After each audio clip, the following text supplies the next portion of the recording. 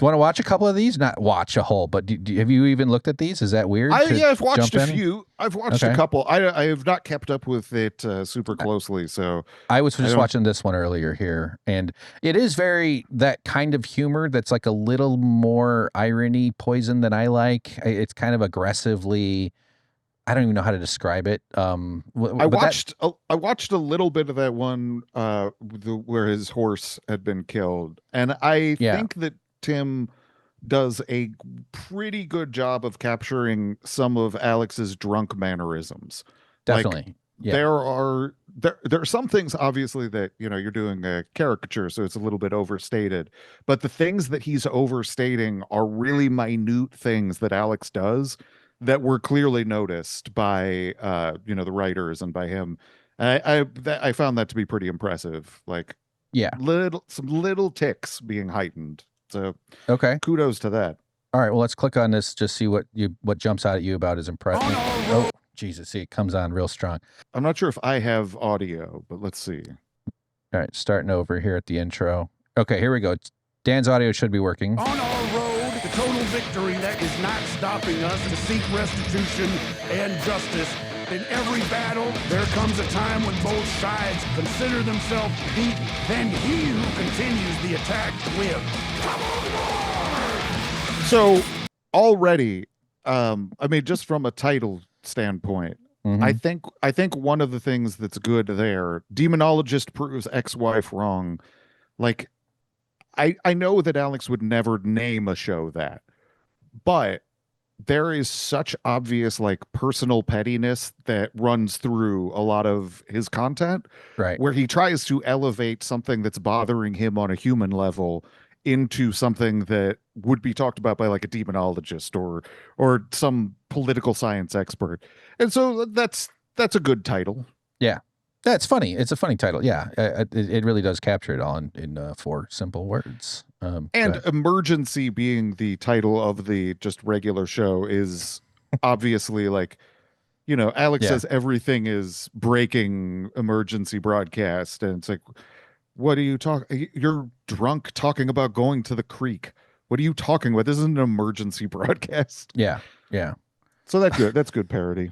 It is. So is this isn't satire? Is it parody? I think I'm not sure what the difference is. Yeah.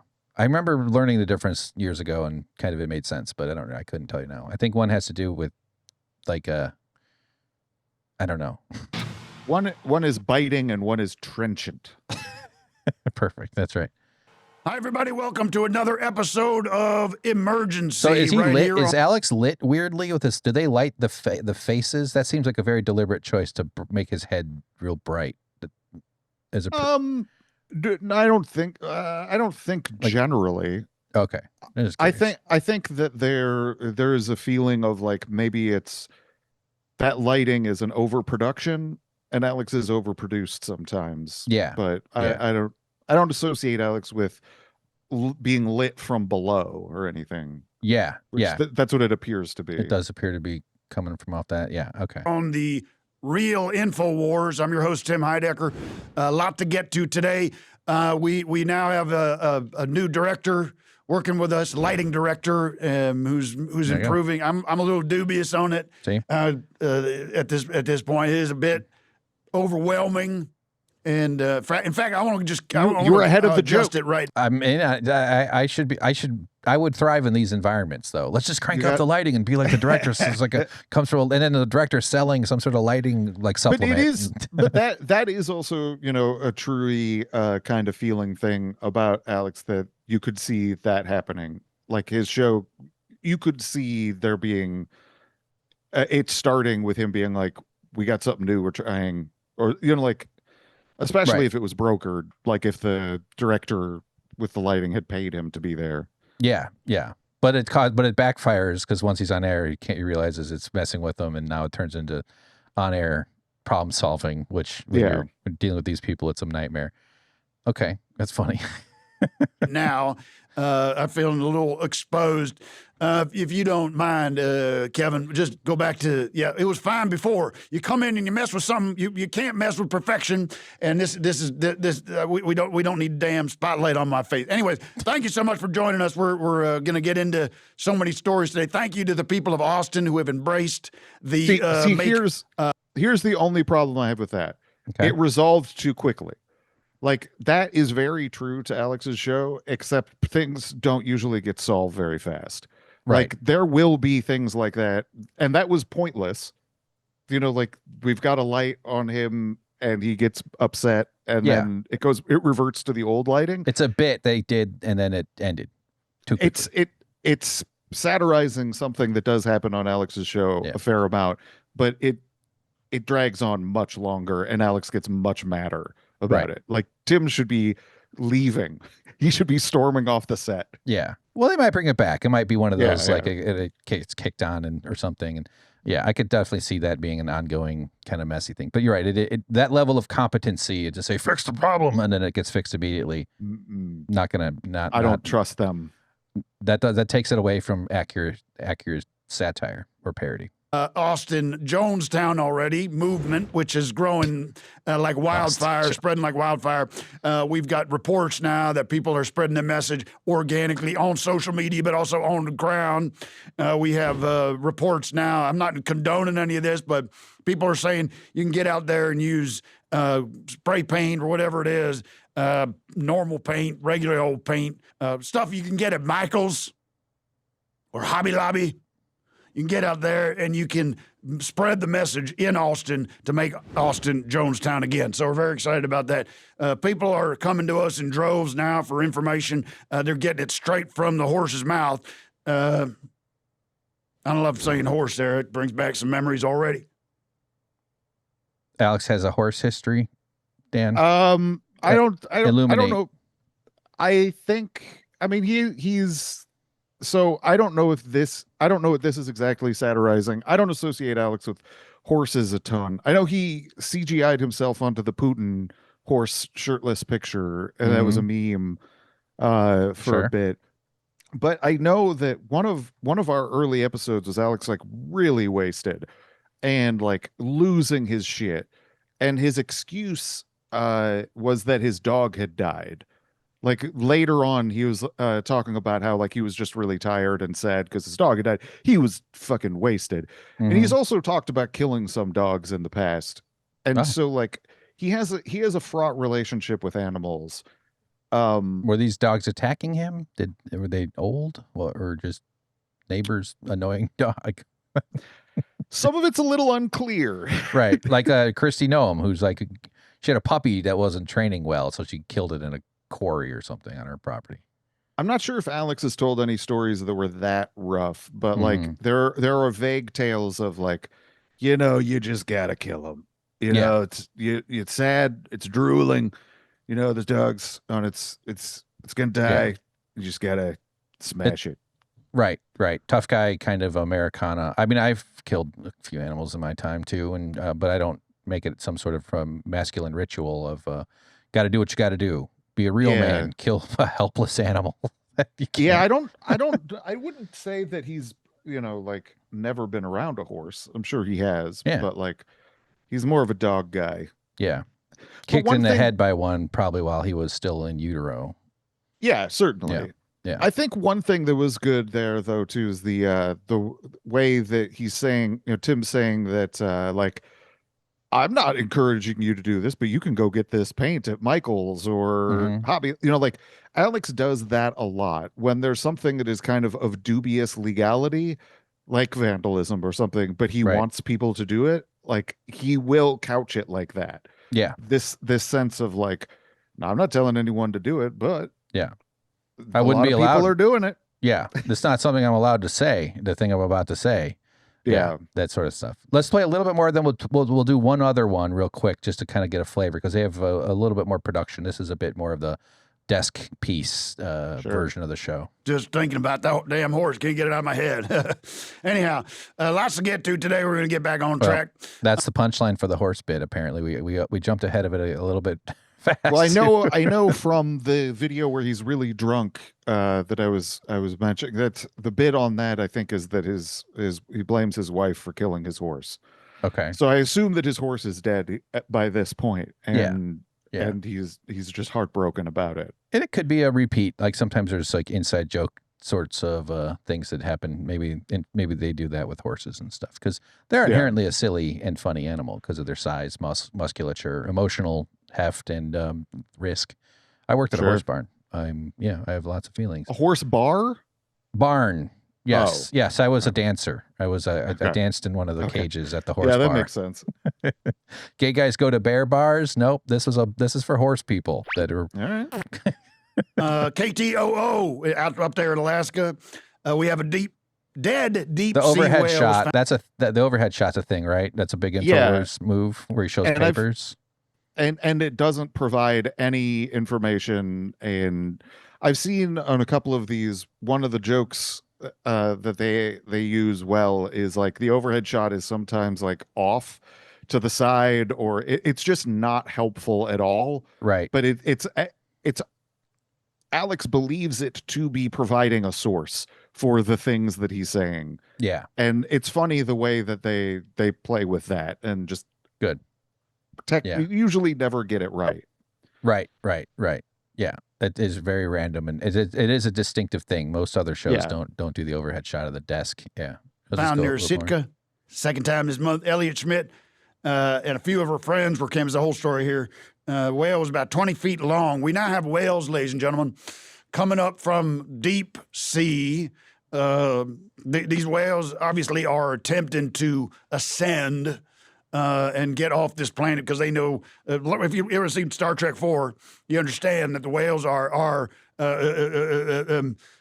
harbingers of cataclysmic events, and we'll be looking at Star Trek for signals and goalposts. As we cross them, we'll report that to you. So whales are emerging.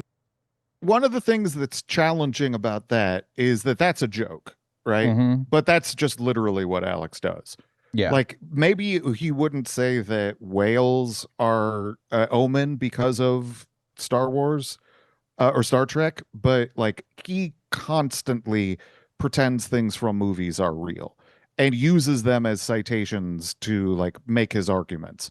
So one of the things that I always thought was very difficult about the idea of doing this show, doing an Onion parody of Infowars, is there is a lot of stuff that is like already on its face. You don't really have to do anything different.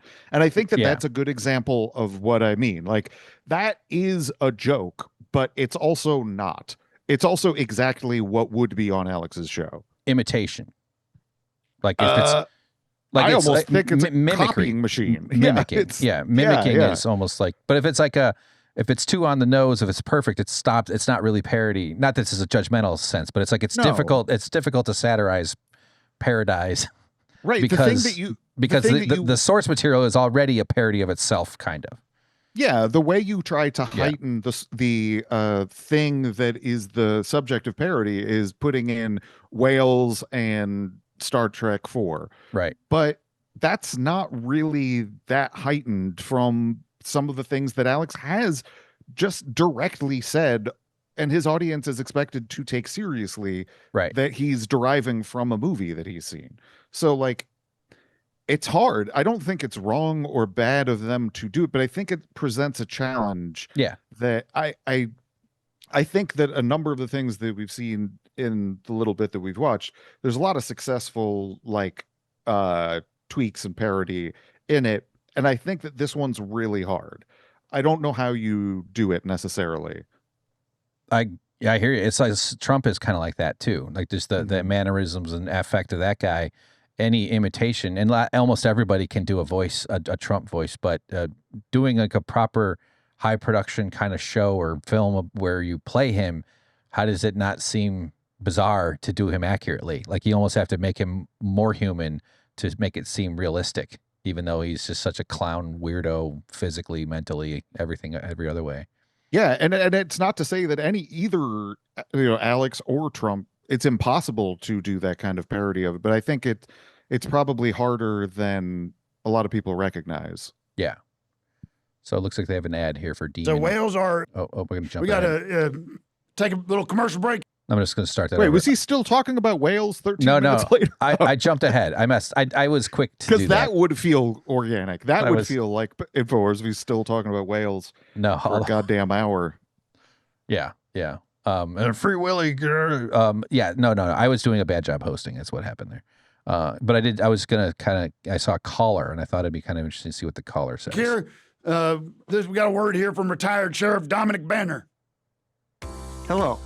I'm retired Sheriff Dominick Banner. Are demons keeping you from liberty and happiness? Well, it's nothing to be ashamed of. The wicked often prey on the righteous. Demon Guard is an easy-to-wear adhesive bandage that provides 24-hour protection from all dark entities. It's as simple as putting on a Band-Aid. Each patch secretes holy water and minerals harvested from the Jordan River and the Sea of Galilee and is blessed by an ordained minister so you can walk your path in divine comfort. Don't let demons control your thoughts, actions, and deeds. Order Demon Guard now. Okay. No longer shall the wicked prey on the righteous. 24-hour holy protection from all dark entities. This seems like a good product. Yeah. Again, this is another thing that's really difficult to parody. You know, like I don't think that that's unsuccessful or that it's not funny. It's that like Alex's advertising model is something that is in itself a joke, and it is able to incorporate jokes about it. Like I remember early on, I think it was, who was it? Maybe Colbert, some late night guy was making fun of Alex selling bone broth. And they remixed that into a song that became a bone broth commercial. And so like, there is something obviously like necessary about addressing his advertising if you're making a parody of him. But again, I think it's way harder than people think, because if you watch his show and you watch the ads that are on there, it's really hard to think that there's any criticism of them that would stick, you know? Because of the shame factor, or kind of they're already so outside of what's sort of considered normal or acceptable, or yeah, and most of the criticisms that you would make about them are already contained within them. You know, like they are without any kind of decorum or anything. So like, yeah, I obviously, you know, it's a parody, it's a joke, but like I don't think it's an, oh God, you've pulled up the definition of parody and satire. I don't think that like Band-Aid commercial or whatever is like, I don't necessarily think that wouldn't air if the person was giving him enough money. Yeah. Like, I mean, that's sort of the target zone you're aiming for with writing a parody like that. You're trying to be accurate, but also just slightly out of phase with acceptable. But it's not out of like, phase. Yeah. Like I if you go back and you listen to the kind of stuff that he was promoting, like he was promoting like magic cures for things from people who ended up going to jail for like defrauding cancer patients and shit like that in the day. So like I could see if that Band-Aid company existed and they gave him money, he'd do that. Sure. He doesn't care, and his audience wouldn't hold him responsible for advertising something like that. So to me, it doesn't even feel like an escalation or a parody. It's just like, yeah, that's an ad he would take. Have you ever, the bottom line was there? Have you ever come across former Alex Jones fans that came to light, like apostates of a sort, you know, like people that deconstructed, and has that ever come up in your ears? Yeah, some. Yeah. It's not super I don't talk to a ton of folk, but like I think a lot of people who, once you're in for something like that, something like Alex, and you buy into it, you're far more likely to end up, when you become disillusioned with the thing, you'll end up driving deeper, and you'll usually end up creating a conspiracy around him, for why were you disillusioned? Well, obviously he's a Pied Piper who works for the Jews, right? Like that's an easier leap to make than to be like, wait a second, he doesn't mean any of this shit. And he was like, I just got fooled by this. Yeah. Yeah. I think in America too, we're kind of used to being marketed to by, people like Alex, like meaning we're used to sort of being misled in our advertising. And as a consumer, your agency is just to move on generally, or complain to the manager and raise a stink maybe. But that's a whole different level of caloric expenditure than just being like, I got fooled, I'm moving on. Next. But the things you're getting fooled into are like these elaborate conspiracies and narrative explanations for why the world isn't the way you think it should be. Yeah. And when you wake up from like being like, hey, this Alex Jones guy kind of sucks, your life still isn't the way you think it should be. And you're still going to want an explanation for that. Right. And so it's easier to add another layer onto the conspiracy than it is to, as you say, deconstruct. Yeah. Maybe the world's not built around whatever Independence Day and Final Destination say about our culture, or whatever stupid movie that he references as somehow persuasive argument. So real fast, satire. This is from a Reddit. An English teacher answered a question: what is the difference between parody and satire? Satire is a piece of literature that utilizes sarcasm, hyperbole, and humor to make a point. Think A Modest Proposal by Jonathan Swift, where he ironically proposes eating babies to make a statement on poverty. That was very radical type of writing at the time, wasn't it? Also, there's then Alex did the same thing when he said he was going to eat his neighbors. Yeah, or he often will say, "I did all the shootings" when he's getting drunk and defensive about Sandy Hook. I did it. I'm the one. Or, that's not satire. That's just being a baby. That's lashing out. All right, fine. So wait, it has to be literature. Satire has to be literature. Well, hold on. Let's. Also, there's The Onion, a satirical online newspaper. Satire can either contain incredulous content like eating babies to make the irony blatant, or it can be more subtle and require close reading to spot. Parody is a form of satire that mirrors one or more specific work. For example, most of Weird Al's songs are parodies of the original material. That's a great set point, especially for our generation. A literary example is Pride and Prejudice and Zombies. There's also the movie Spaceballs, which is a Star Wars parody. The thing to remember about parody is that you need to be able to point to a specific work and say that is what is being made fun of here. Okay, so satire can relate to more broad ideas, and parody is of a specific thing. Yeah. Parody is a type of satire that it points at a specific thing. So this Infowars thing is very much a parody. Yeah. Yeah. With satirical layers. Yeah, because it is satire. I mean, this English teacher said The Onion is an example of satirical. Yeah, so, right. So, but when you're doing parody, you're doing satire. But when you're doing satire, you're not necessarily doing parody. All gentlemen are men, but not all men are gentlemen. Put it on my grave. Socrates was mortal, therefore. You're way past me. I'm not nowhere near that smart. Okay, do you want to do a different video, or do you want to hear the caller, or should we just jump? I'm down with whatever, man. All right, let's It's interesting taking in a little slice. Yeah, I'm curious to see your takes, obviously. So here, let's back it up a little to their break, and yeah, I have, as someone who does video production and editing and graphics, and I've been in these studio environments. This is a tremendous amount of work to prep all these bits and to they have a workflow here, and they're also finding their legs. There's only probably 15 videos on the entire channel so far, so they're still gonna work it out. And this video only had 100,000 views. There was another one there that had 400,000. So maybe we're not watching the best of the best, but those looks like there'll be an audience for this stuff. So here it looks like they get a caller. Jesus. Let's go to the phone calls and see who's out there who might want to chime in and ask you questions or find out about whether or not they're possessed by demons. Hello, Tim. Who's this? Hey, this is Phil calling in. All right, Phil, where are you calling in from? I'm calling in from Atlanta, Georgia. All right, and you got a question for my guest?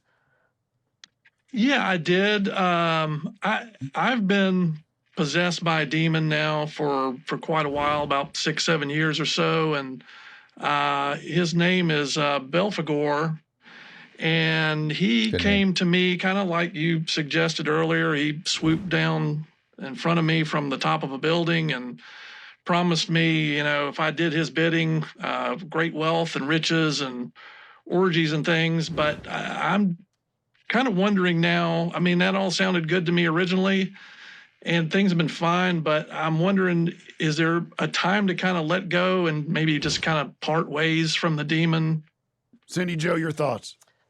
Does it feel like he's entered your body, entered your soul, or is he just something that you see hanging around? Initially, for sure. I mean, there was in the Yes or beginnings. no? You didn't say, you said for sure. When she gave you an option of this or that. Well, yes, he definitely so.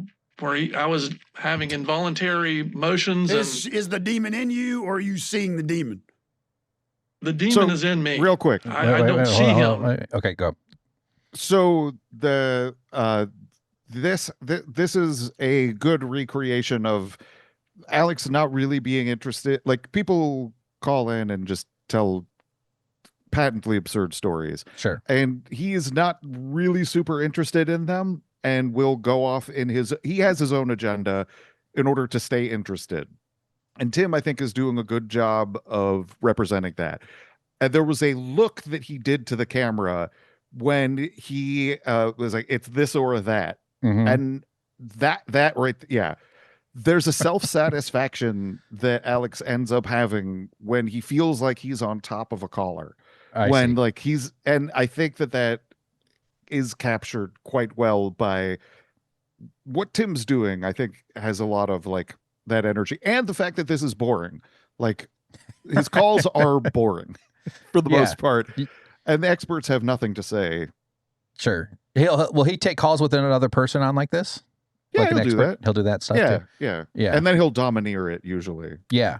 So it's like he's both like understandably bored, because as a showman and a broadcaster, you kind of have that impulse to come on, get to the good part. You know, I have an audience. I'm trying to look, you know, whatever, sell buckets of slop or whatever.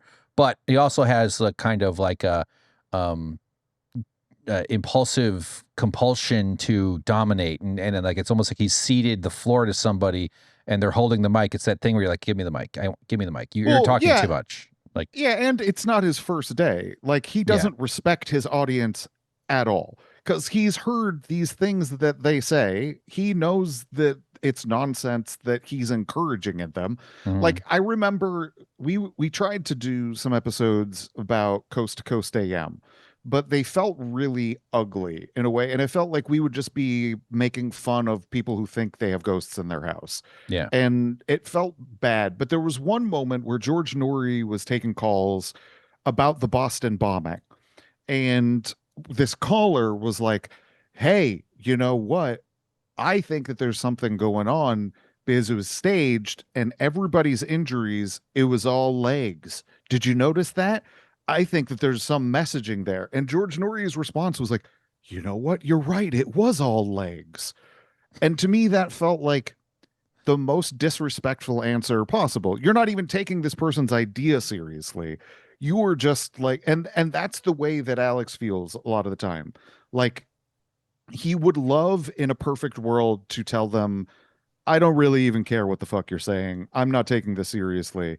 But because of the show aspect of it, it's like, yeah, sure. Let's talk about why you're infested with a demon. Let's talk about why it's all legs.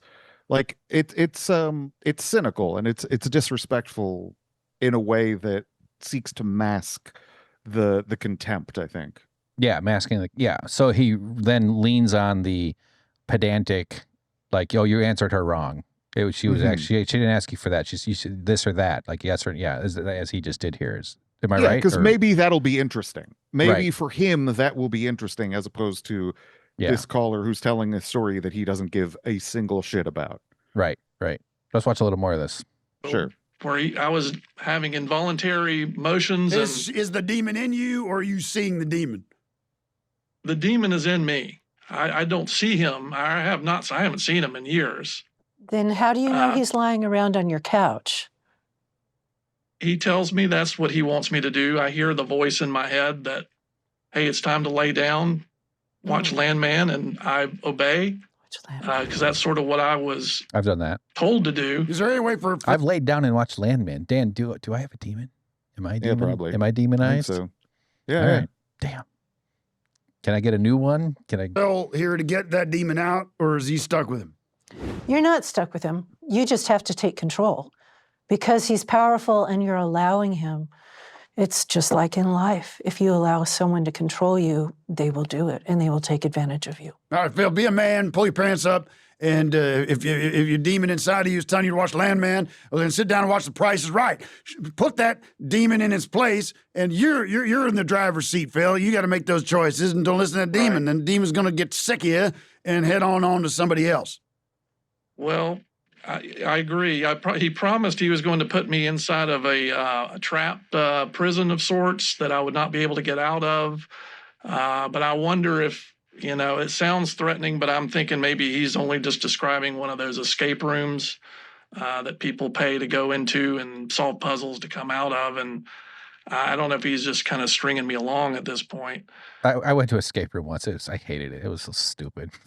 I think it's situational. Depends on who you're in there with. But when he's like, I don't know if this demon's just talking about an escape room, Tim does like a knowing nod and kind of like, and that feels Alexy. Like he's found something to latch onto, and like it almost feels like Tim is thinking of escape rooms that he's been to.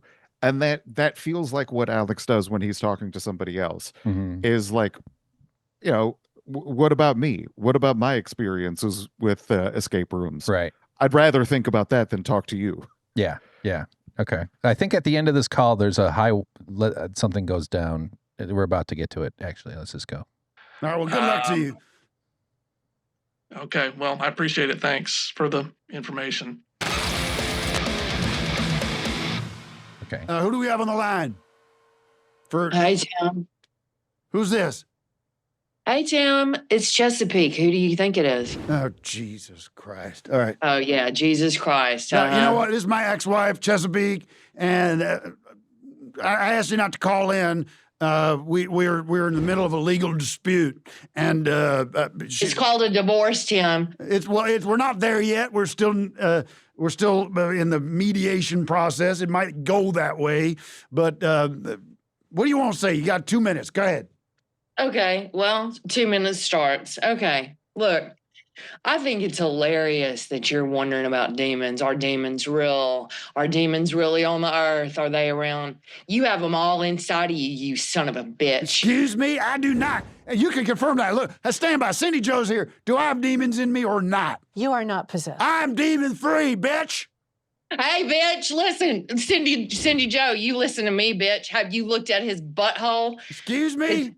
Have you looked at Tim's butthole? Because if you look at his butthole, you will know there's demons in there. Also, if you get brave enough, look at his dick and balls area. You want to know some reasons why I left this man? Start looking at his butthole and his dick and balls. Don't speak about me that way. You used to beg for that dick and balls. No, thank you. No, thank you. If you call begging being absolutely repulsed. Oh, you know what? Hang on. Give me 1 second. I need to pet somebody. Excuse me? Chesapeake, if you're messing around with my horse, I want you to take your hands off that horse now. Bitch, that is my horse. It is not. Full circle, Dan. I knew if we kept digging, we'd find more horse. These guys, these are comedy pros. They're comedy writers. Yeah, they know what they're doing. Is that Edie Patterson who plays the wife? Like, because I feel like I recognize that voice from I'd be impressed. Comedy Bang Bang. Could be right. I don't know. But yeah, there's a lot of good little things there. Yeah. I think that Alex being like, I'll give you 2 minutes and then interrupting or jumping in, that's very real and a fun game that is ripe for satire.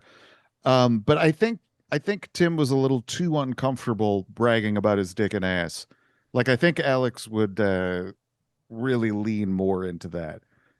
He would be more proud of how much his wife wants to fuck him or whatever. Oh, I see. Like, yeah, he has no discomfort about like his sexual prowess. Okay, he does actually make that a part of his world, or at least his character, even though he also pretends to be like the You got to fill a lot of time. The Christian guy who can't, who's like, hesitates to swear. That guy who I think acts like drugs are way over the line, even though he's yacked for decades straight.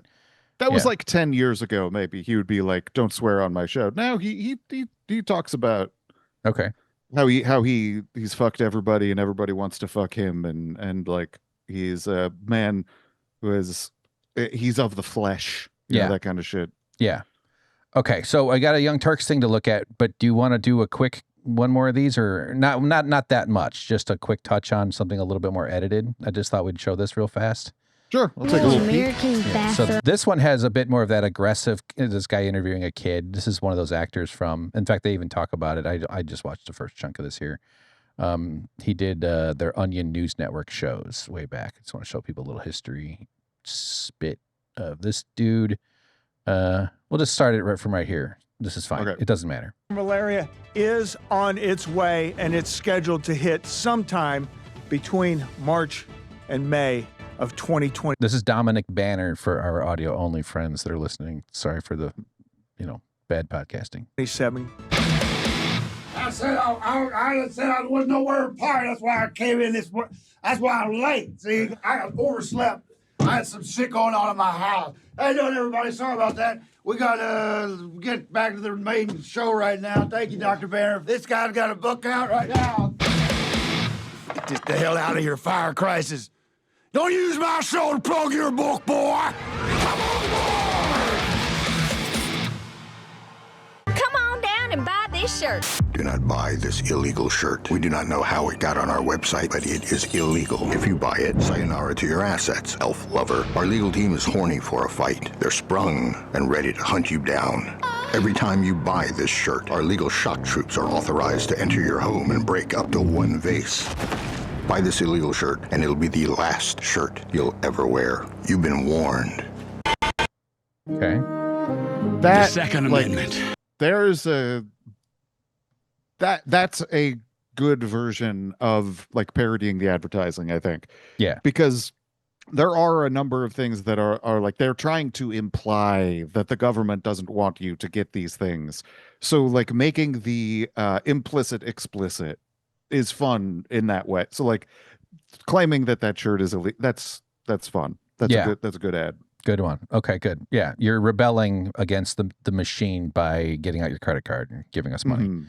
Yeah. Whereas I don't think that like Band-Aid, that holy Band-Aid, like is enough of a satire of the advertising, or at least it would be like he wouldn't have that ad on his show.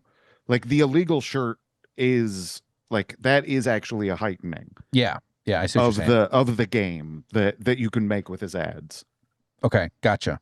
I understand. Yeah. Well, just a little I'm just calling balls and strikes here. You know what I'm saying? You're the guy, man. You would be the guy who trains the umpires, okay? And our God-given right to own and operate firearms without government interference.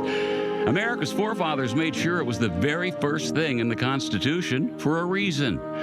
Now, some days it feels like the Second Amendment is the only thing standing between a functioning... Like holding a gun like that is absolutely not... You're not supposed to hold your hand over the barrel covering the bullet hole where the hole comes out. No, it's unwise. Yeah, but brandishing weapons is pretty de rigueur for Infowars. That's pretty normal. Sure. You'll see weapons fairly regularly. Yeah, the right-wing world loves the big guns on the back, the pistols, the things, yeah. Like I have a woodworking mallet behind me and some houseplants. So okay. Yeah. I just wanted to see the history of this dude here, this Jim Haggerty. Turn me into... So let me just back it up 10 seconds here. Yeah, there we go. So this guy is like a host of a show. Maybe in the future, if you come back on, we can do more of this and you can kind of assess the breadth of the Infowars crew, because they have this other cast as smaller characters on it as well, because they also are sort of like, part of the way this plot unfolds in a way. So they're doing that with this channel as well, which makes sense. Tim Heidecker can't do every single on-air moment. Sure. Lucas Riley, welcome to the Jim Haggerty Show. It's like a 6-year-old kid sitting at a table with some toys in front of him. Hi. For 35 years, I was part of the problem. a mouthpiece for the mainstream media, spewing their lies. So I just wanted to, like, this guy, The Onion used to produce videos. These were pretty popular. These did a lot. And we knew Onion writers, right? We were Chicago-based. Yeah, we knew back some. in the day. Yeah. Cullen was one of them. Cullen Crawford. Yeah, right? And, I think that even less than like full-time writers, we knew a lot of people who contributed. Yeah. You know? So like there's a heavy overlap of, especially like I assume those late live guys were pretty adjacent to the Onion. Yeah. Like I remember Quazala or McAdam. Chris Stevens and them. And yeah. Chris Stevens tweeted, remember the shooting at the White House? And did you see the clip of a guy eating a bite of food after the mayhem was going on? I did not see that. You recall the event, though, the White House Correspondents' Dinner with the guy rushing in.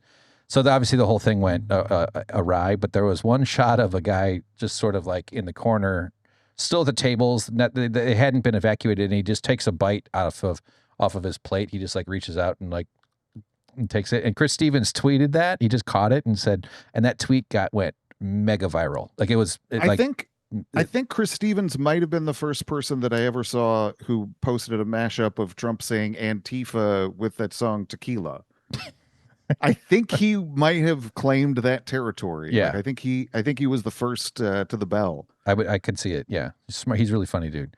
Yeah. I remember trying to look into submitting to the Onion or maybe contributing in those ways. I even started a Onion parody website called The Spout in like 2003-ish, way before I did comedy.